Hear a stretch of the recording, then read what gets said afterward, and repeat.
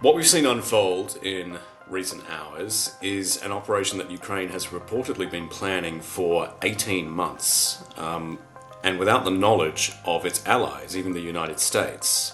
Ukraine smuggled a bunch of drones across the Russian border. They were hidden in trucks in secret compartments, and then those trucks were driven near to Russian military bases across the country, quite far away actually. The furthest penetration, I think, was in Siberia, which is about 4,000 to 5,000 kilometers away from Kyiv. So a significant infiltration into Russian territory. And then in a coordinated attack, those trucks all released the drones, which were piloted remotely, and they were then flown to Russian air bases where they attacked mostly Russian air infrastructure, including a bunch of long-range strategic bombers, which are quite essential to Russia's war effort. Well, obviously the extent of the damage to Russia's air power has not yet been verified by other Western countries, but according to Ukraine, it took out about 40 of their long-range strategic bombers. Of a total of 120, so that would represent an entire third of Russia's capacity to bomb Ukraine from afar. That is an extreme coup for Ukraine, and it does hobble Vladimir Putin's ability to attack Ukraine the way he's been doing for the last couple of years. But there's a more symbolic problem here for Putin as well, which is that Ukraine managed to infiltrate so deeply into his own country's territory. We're talking about a military base near Moscow, we're talking about one in Siberia. The fact that Ukraine was able to pull this off really undercuts Vladimir Putin's authority, and authority is really the highest currency you have as an authoritarian leader. The Russian response so far has been to downplay the damage. So we have competing narratives, as we always do, from Ukraine and Russia. Ukraine saying that they've managed to pull off this historic coup on Russian territory. Russia saying, there were a few fires, a couple of planes got destroyed, but it wasn't that serious. I think what will be interesting to see going forward in the next several days or weeks is whether there is any sort of retribution within Russia's military infrastructure.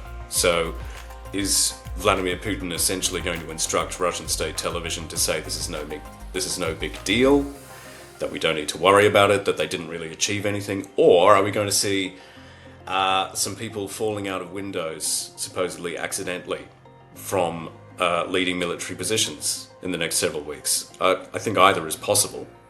I was really fascinated to see comments from the British historian Peter Frankopan, who has a lot of credibility in that field today. He tried to put these events into some historical context, and he described Ukraine's operation against Russia as the greatest military setback it has suffered since World War II, which is no small statement. Frankopan said that there's been more damage done to the Kremlin's defenses in a single day since that Second World War, when it was, of course, facing invasion from Nazi Germany. And he described it as a shock and embarrassment for the Russian military. And that's one level of it. Again, the idea that they have been so vulnerable as to allow Ukraine to infiltrate this far into their own territory. But also on a more logistical perspective, it takes out a high degree of their air power, and that is a huge part of their nuclear deterrent. So the idea of a nuclear deterrent is you're able to launch that deterrent from air or from sea or from land. So on land you'd have ICBMs, on sea you'd have nuclear submarines, for example, and in the air you would have these bombers that have been targeted by Ukraine this time. If that air power is hobbled, then Russia's credible nuclear deterrent is also hobbled.